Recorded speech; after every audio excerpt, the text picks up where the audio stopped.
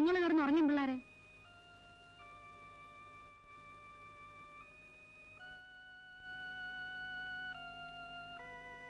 എടാ കൊച്ചുബേബി, നീ എന്തിനാ ഇങ്ങനെ വിഷമിച്ചിരിക്കുന്നത്? അതിനകത്ത് വലിയ കാര്യമൊന്നുമില്ലടാ. എല്ലാം ഞാൻ നിമിത്തമാണല്ലോ എന്ന് ഓർക്കുമ്പോ ഒരു വിഷമം പോലെ. എന്നാര് പറഞ്ഞ്?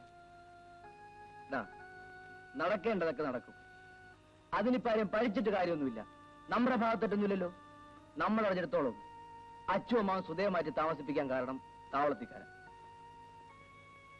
എന്നാലും നിങ്ങളോടൊക്കെ അച്ഛമ്മാവും പിണങ്ങാൻ കാരണക്കാരൻ ഞാനല്ലേ? ഇനിയിപ്പോ അതും ഇതും ആലോചിച്ചിട്ട് കാര്യമൊന്നുമില്ല. നീ കിടന്നുറങ്ങാൻ നോക്ക്.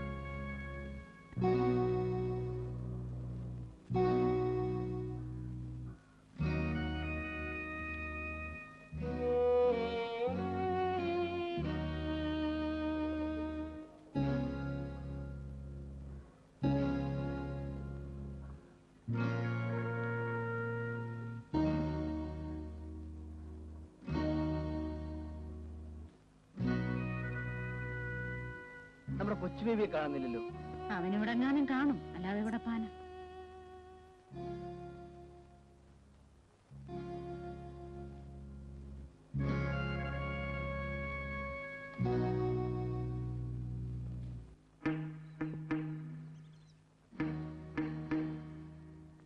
ആ ശാന്ത, എന്താ നമ്മുടെ കൊച്ചുബേബിയെ കണ്ടോ? രാവിലത്തെ പോട്ടിക്കറി പോയല്ലോ.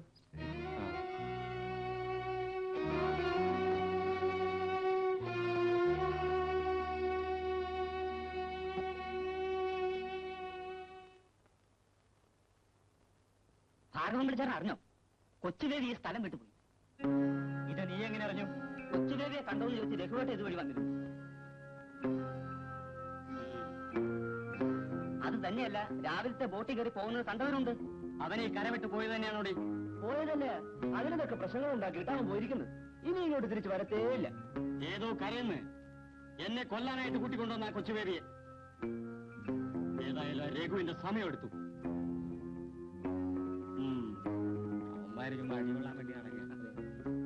രഘു അങ്ങോട്ടാ? ഞാനാ ദാമോദരന്റെ ചായക്കട വരെ. ഇപ്പൊ അങ്ങോട്ട് പോകണ്ട. ഭാർഗവൻ പിള്ളേം ചിങ്കിടികളെ അവിടെ നിൽപ്പുണ്ട്.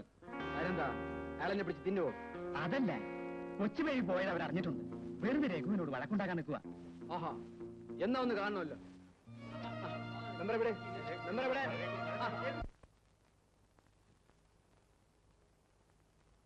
ഗീതേ, ഗീതേ. അമ്മേ, രഘുവേട്ടൻ. എന്താ മോനെ? എന്താ മോനെ? കൊച്ചുബേബി പോയി. എങ്ങോട്ട്? എവിടെ പോയി രഘുവേട്ടാ? രാവിലത്തെ ബോട്ടിൽ കയറി പോയത് കണ്ടവരുണ്ട്. അവൻ എങ്ങോട്ട് പോവാനാ? നിങ്ങളോടൊന്നും പറയാതെ അവൻ എങ്ങനെ പോകുമോ?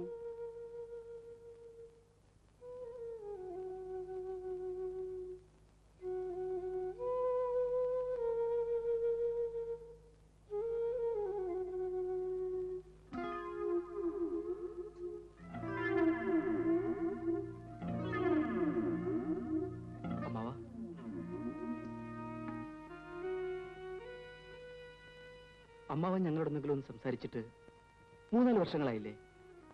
അമ്മാവൻ എന്താ ഒന്നും മിണ്ടായിരിക്കുന്നത്? ഭാർഗവമ്പിലുള്ള വാശിയാണെങ്കിൽ ഞങ്ങൾ എന്ത് തെറ്റ് ചെയ്തു അമ്മാവ? മോനെ രഘു, അമ്മാവ, എനിക്ക് ഭ്രാന്തില്ല മോനെ. ആ ഭാർഗവൻ പിള്ളയെ കൊല്ലാൻ വേണ്ടി മാത്രം ഞാനിങ്ങനെ വേഷം കെട്ടിയിരിക്കുക. എന്നെ കാണുമ്പോഴൊക്കെ അവൻ ഓടി ഒളിക്കുക. അല്ലെങ്കിൽ ഞാൻ അവനെ എന്നേ കൊന്നു കഴിഞ്ഞേനെ. നീ ഇതൊന്നും ആരോടും പറയണ്ട മോനെ. മോനെ രഘു, നീ വേഗം വീട്ടിൽ പോയിക്കോ. അമ്മയോട് പറഞ്ഞേര്, ഞാൻ ഉടനെ അങ്ങെത്താം. പൊയ്ക്കോ മോനെ, നീ ഇവിടെ നിൽക്കണ്ട, പൊയ്ക്കോ. ശരിയമ്മ, ശരിയമ്മ.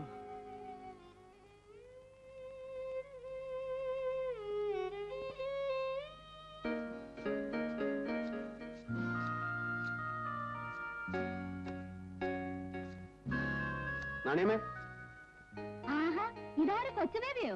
നീ എവിടെയായിരുന്നുടാ മോനെ ഇത്രയും കാലം? എന്നോടൊരു വാക്ക് പോലും പറയാതെ പോയി കളഞ്ഞല്ലോടാ. ലക്ഷ്മി ഇപ്പൊ എവിടെ നാണിയമ്മേ? അവിടെ കല്യാണമൊക്കെ കഴിഞ്ഞു. ഭർത്താവിനേതോ ബോട്ട് കമ്പനിയിലാ ജോലി. കല്യാണത്തിന് തലേ ദിവസവും നിന്നെപ്പറ്റി ഒത്തിരി പറഞ്ഞു തരഞ്ഞിട്ടാ പോയത്. എടാ മോനെ, നിന്റെ അമ്മയുടെ ഒരു ചേട്ടത്ത് ജീവിച്ചിരിപ്പുണ്ട്. തെക്കൊരു കരയില. ഇതാര് പറഞ്ഞു? ഇവിടുത്തെ പുതിയ വള്ളക്കാരൻ മത്തായച്ചനെ. മോൻ മത്തായച്ചനെ ഇവിടെ നിന്ന് പോയിട്ട് വരണം. വിവരങ്ങളൊക്കെ അറിഞ്ഞിട്ട് പോരാലോ. ദേ, മത്തായച്ചനെ പറ്റി ഇപ്പൊ പറഞ്ഞതേ ഉള്ളൂ. ഇതാ നമ്മൾ പറഞ്ഞ കൊച്ചുദേവി. മത്തായച്ച എന്ന് വീട്ടിൽ പോകുമ്പോ കൊച്ചുദേവിയെ കൂടി ഒന്ന് കൊണ്ടുപോകണം. അവന്റെ അമ്മയുടെ ചേട്ടത്തെയും വീടും എല്ലാം ഒന്ന് കാണിച്ചു കൊടുക്കാമല്ലോ. അതിനെന്താ, നമുക്ക് ഇപ്പൊ തന്നെ പോയി കളയാം. ശരി ശരി.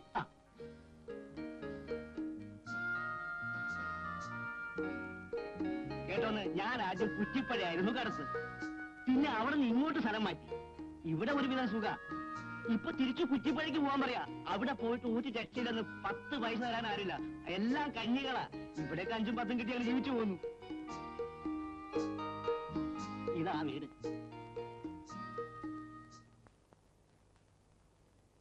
ഭാരതിയമ്മേ, ഭാരതിയമ്മേ. എന്താ മത്തായി?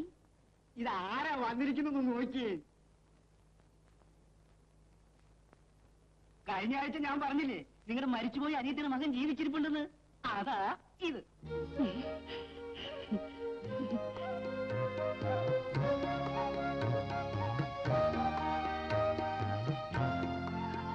മോനെ,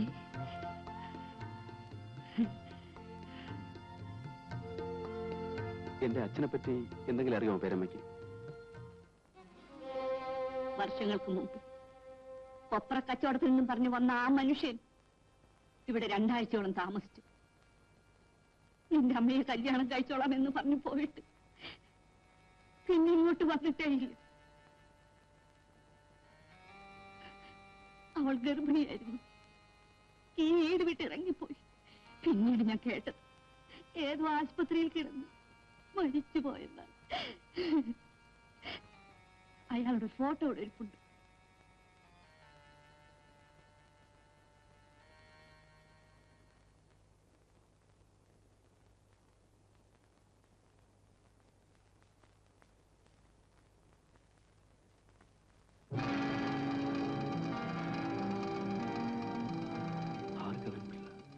അതെ, ഭാർഗവൻ പിള്ള തന്നെ. മത്തായച്ചനൊന്ന് തിരിച്ചു വരുന്നു? ഇല്ല, ഞാൻ നാളെ വരുന്നുള്ളൂ. ഞാൻ പോട്ടെ, പിന്നെ വരാം.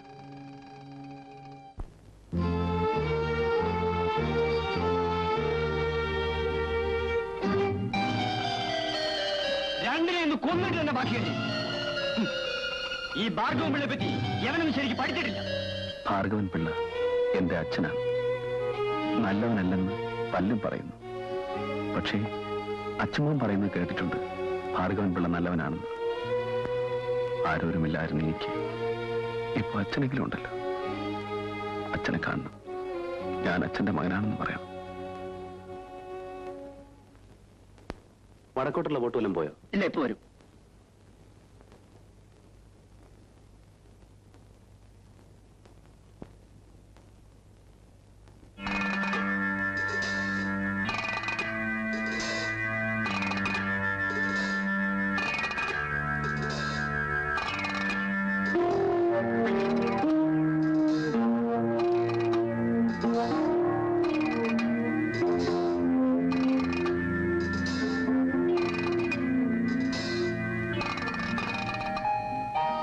അച്ഛാ, ആരാടാ നിന്റെ അച്ഛൻ? ഓ, എന്നെ കൊല്ലാനിപ്പം പുതിയ അടവ് കണ്ടുപിടിച്ചിരിക്കുക. അല്ല, നിങ്ങൾ എന്റെ അച്ഛനായതുകൊണ്ടാ.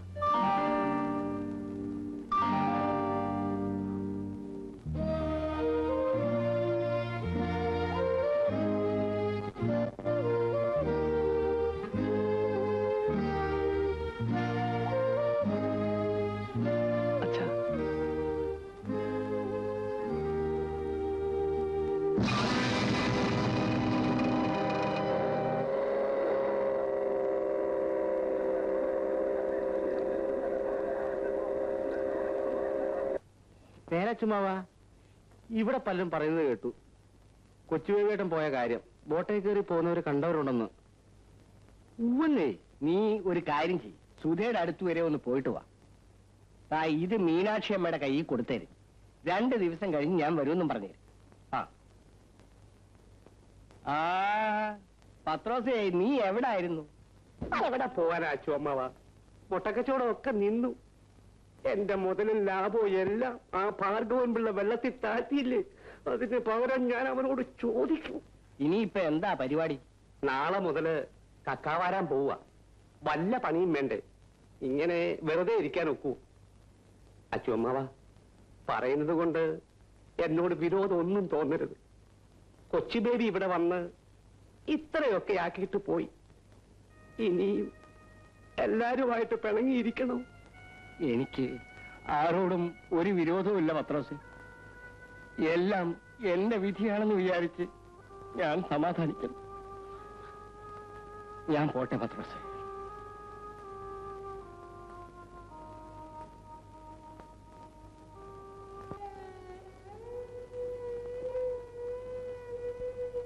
സുധേ, സുധേ, സുധേ, സുധേ,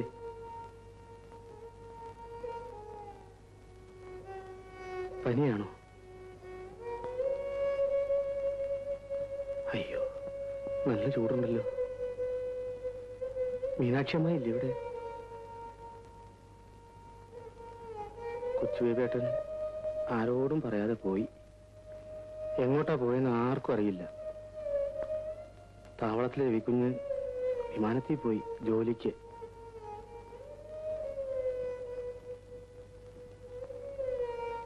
അമ്മായി, അച്ചുമാവൻ തന്നയച്ചതാ. ഒരാഴ്ചയായി പനിയായിട്ട് കിടക്കുക. കഷായം വെച്ചു കൊടുത്ത് യാതൊരു കുറവുമില്ല. ആശുപത്രിയിൽ കൊണ്ടുപോകാന്ന് വെച്ചാ അച്ചുവേട്ടൻ വരാതെ ഞാനെങ്ങനെയാ? എനിക്ക് മനസ്സിനൊരു സമാധാനവും ഇല്ല. മോനൊരു കാര്യം ചെയ്യ്, വേഗം അച്ചുവേട്ടൻ ഇങ്ങോട്ട് വരാൻ പറ.